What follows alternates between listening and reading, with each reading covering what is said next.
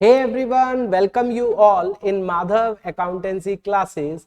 Guys, last lecture हमने आपसे जो डिस्कस किया था वो एनपीओ के बारे में किया था, नॉट फॉर प्रॉफिट ऑर्गेनाइजेशन।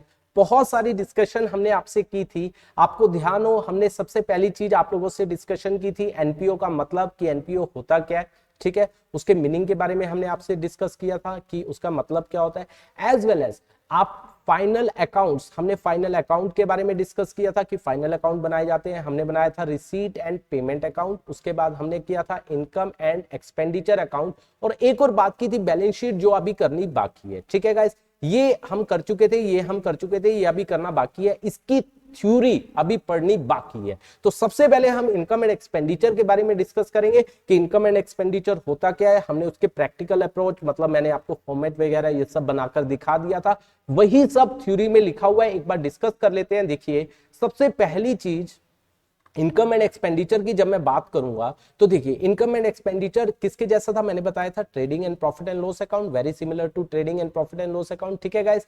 उसके बाद ये हमारा कौन से अकाउंट है, नॉमिनल, ये भी मैंने आपको बताया था। Yes, third point, matching principal is followed. Yes guys, matching principal होता क्या है, जिस साल जिस इनकम को दिखा रहे हैं उससे रिलेटेड खर्चे भी उसी साल दिखाए जाएंगे। अगर उस इनकम को अगले साल दिखाया जाएगा तो उसके खर्चों को भी अगले साल दिखाया जाएगा। तो यहां पर मैचिंग प्रिंसिपल फॉलो होता है। अगर इनकम इस साल दिखा रहे हैं तो उससे रिलेटेड खर्चे भी इसी साल दिखाए जाते हैं। Same trading and profit and loss में भी ये फॉलो होता है, ठीक है। उसके बाद ऑल रिवेन्यू रिसीट, इस साल की सारी रिवेन्यू, रिवेन्यू का मतलब क्या होता है, जो बार बार मिलती है, रिवेन्यू या रेकरिंग एक ही बात है, जो बार बार मिलती है, सारी रिसीट जो बार बार मिलती है, चाहे वो हमें मिली है या नहीं मिली, वेदर रिसीव्ड और नॉट, चाहे मिली है या नहीं मिली, उनको दिखाया जाएगा अगर वो इस साल की है। ऑल रिवेन्यू एक्सपेंसेस, वो खर्चे जो बार बार होते हैं इस साल के, चाहे हमने पे किए हैं या नहीं किए, वेदर पेड और नॉट, इस साल दिखाया जाएगा। और आपको पता है adjustment for non cash transaction is accounted here. Yes,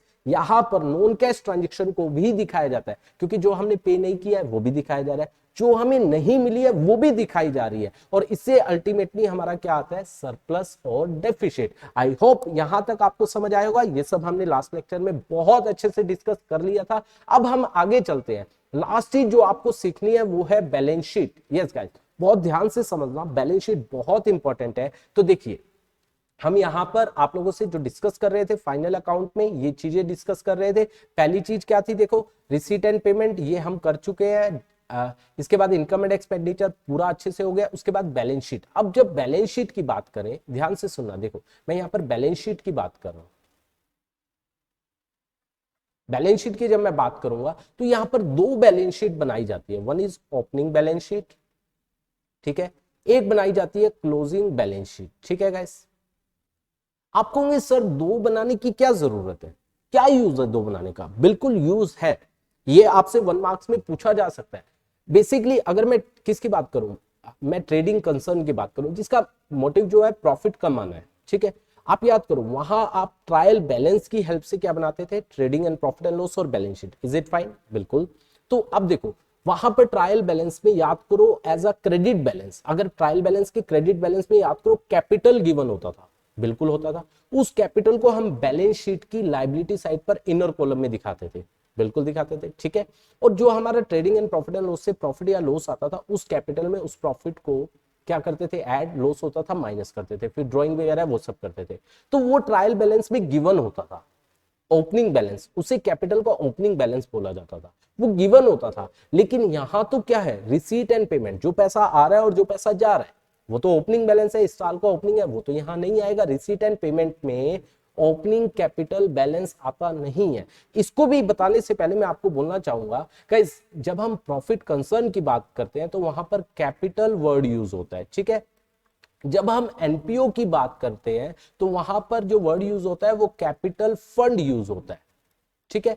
क्योंकि कैपिटल तो है ओनर का पैसा जो ओनर लेकर जा सकता है, लेकिन कैपिटल फंड जो है एक लाइबिलिटी है, किसके लिए, एनपीओ के लिए, कि वो पैसा एनपीओ के लिए ही क्या किया जाएगा, यूज किया जाएगा। तो मैं अब जो वर्ड यूज करूंगा वो कैपिटल फंड यूज करूंगा। इसका एक और दूसरा नाम है जर्नल फंड, जर्नल फंड भी बोला जाता है। और एक इसका तीसरा नाम भी है जो बहुत इंपॉर्टेंट है, आपसे पूछा जा सकता है, कॉर्पस। यस गाइस, इसे कॉर्पस भी बोला जाता है। तो ये बात आपको क्लियर होनी चाहिए, इसे कैपिटल फंड, जर्नल फंड और कॉर्पस भी बोला जाता है। ठीक है गाइस, तो ये बेसिकली अगर मैं बात करूं कैपिटल फंड, आपको क्योंकि आपके पास क्या गिवन होगा, रिसीट एंड पेमेंट। क्योंकि आपने क्या किया, कैश बुक बनाई, पूरे साल आप कैश बुक बना रहे हो, कैश बुक की हेल्प से at the end of the year उसको आपने क्या कर दिया, स्क्वीज कर दिया, आपने उसको समराइज करके आपने रिसीट एंड पेमेंट बनाया। और रिसीट एंड पेमेंट में भी वो आइटम्स आ रही है जो कैश बुक में आ रही है, तो वहां पर ओपनिंग कैपिटल फंड नहीं आएगा, क्योंकि ओपनिंग कैपिटल फंड हमें चाहिए,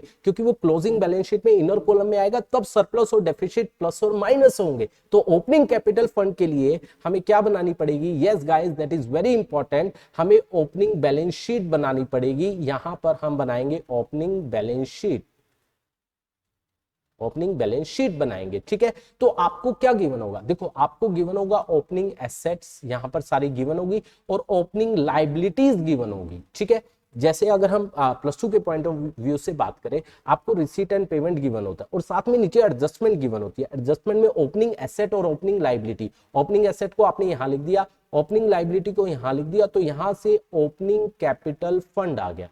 ठीक है, ये हमारा बैलेंसिंग फिगर आ गया, ये हमारा ओपनिंग कैपिटल फंड। आगे हमारी कहां जाएगा, क्लोजिंग बैलेंस शीट में। यस गाइस, तो यहां पर फिर हम क्या बनाते हैं, क्लोजिंग बैलेंस शीट। ठीक है, तो यहां पर हम क्लोजिंग सारी की सारी क्या लिखेंगे, एसेट, और यहां हमारा ओपनिंग कैपिटल फंड जो हमने अभी निकाला है ओपनिंग बैलेंस शीट से वो आएगा। और जो हमारा अगर सरप्लस हुआ है तो क्या हो जाएगा, ऐड। ठीक है गाइस, यहाँ पर ऐड हो जाएगा। अगर डेफिसिट हुआ है तो क्या हो जाएगा, माइनस। फिर ओपनिंग, यहाँ पर हमारी क्लोजिंग सारी क्या आ जाएंगी, लाइबिलिटी, और हमारी क्लोजिंग बैलेंस शीट क्या हो जाती है, मैच हो जाती है। तो आपसे पूछा जा सकता है कि ओपनिंग बैलेंस शीट से क्या निकालते हो, क्लोजिंग बैलेंस शीट में क्या क्या आता है। तो ये चीजें आपको क्लियर होनी चाहिए। मैंने जस्ट एक आपको रिव्यू दिया है कि आप किस तरीके से रिसीट एंड पेमेंट बनाते हो, इनकम एंड एक्सपेंडिचर और बैलेंस शीट। अभी हम डिटेल इसके बारे में पढ़ने वाले हैं। अब देखो इसके बारे में अगर मैं थ्योरी आपको करवाऊं, देखो ओपनिंग बैलेंस शीट के बारे में हम पढ़े, if opening capital fund not given. Opening balance sheet क्यों बनाई जाती है, अगर हमारे पास ओपनिंग कैपिटल फंड क्या नहीं है, गिवन नहीं है। ठीक है, prepared with the help of closing balances of last year of assets and liability। closing balance of last year, जो लास्ट ईयर के क्लोजिंग होंगे इस साल के ओपनिंग हो जाएंगे, उसके बैलेंसेस की हेल्प से आप क्या बनाओगे, ओपनिंग बैलेंस शीट, और balancing figure will be opening capital fund. ये चीज मैंने आपको बताई है। इसके बाद नेक्स्ट देखिए क्लोजिंग बैलेंस शीट, बहुत ध्यान से सुनना। Opening capital fund from the opening balance sheet जो हमने निकाला है is shown on the liability side, surplus को ऐड कर देंगे, अगर डेफिसिट हुआ तो माइनस कर देंगे। ठीक है, उसके बाद एसेट्स, अब ध्यान से समझना, क्लोजिंग बैलेंस शीट में एक एक बात कर रहे हैं। एसेट, एसेट्स का क्लोजिंग बैलेंस दिखाया जाएगा। मान लीजिए पिछले साल कोई एसेट है, ठीक है, हमने और खरीदी तो वो एसेट बढ़ जाएगी, ऐड हो जाएगा।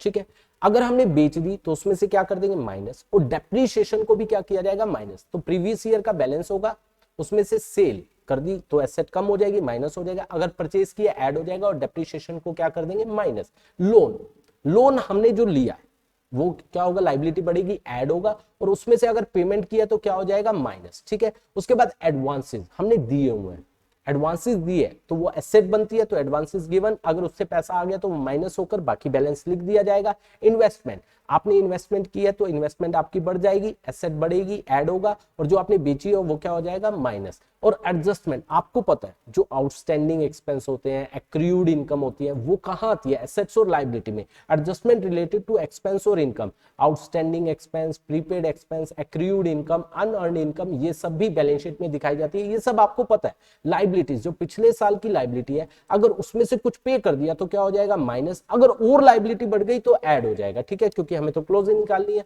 और कैश और बैंक बैलेंस, कैश और बैंक बैलेंस आपको पता है कहां से आता है, जो रिसीट एंड पेमेंट में क्लोजिंग बैलेंस होता है कैश और बैंक का, वो यहां पर क्या किया जाएगा, शो किया जाएगा। तो ये आपकी क्लोजिंग बैलेंस शीट हुई। तो अभी तक मैंने आपको फाइनल अकाउंट बताया एनपीओ का कि किस तरीके से बनाया जाता है, किस तरीके से हम प्रिपेयर करते हैं। पहला हमने क्या किया, रिसीट एंड पेमेंट सीखा, फिर हमने उसकी हेल्प से इनकम एंड एक्सपेंडिचर और बैलेंस शीट सीखी। ठीक है गाइज, आई होप यहां तक आपको अच्छे से समझ आया होगा। गाइज यहां तक आपको अच्छे से क्लियर होना चाहिए। अब नेक्स्ट लेक्चर में हम एक बहुत important topic that is fund based accounting, कि किस तरीके से फंड बेस्ड अकाउंटिंग की जाती है, दैट इज वेरी इंपॉर्टेंट और एग्जाम में 100% आता ही आता है, इसके बारे में डिस्कस करेंगे।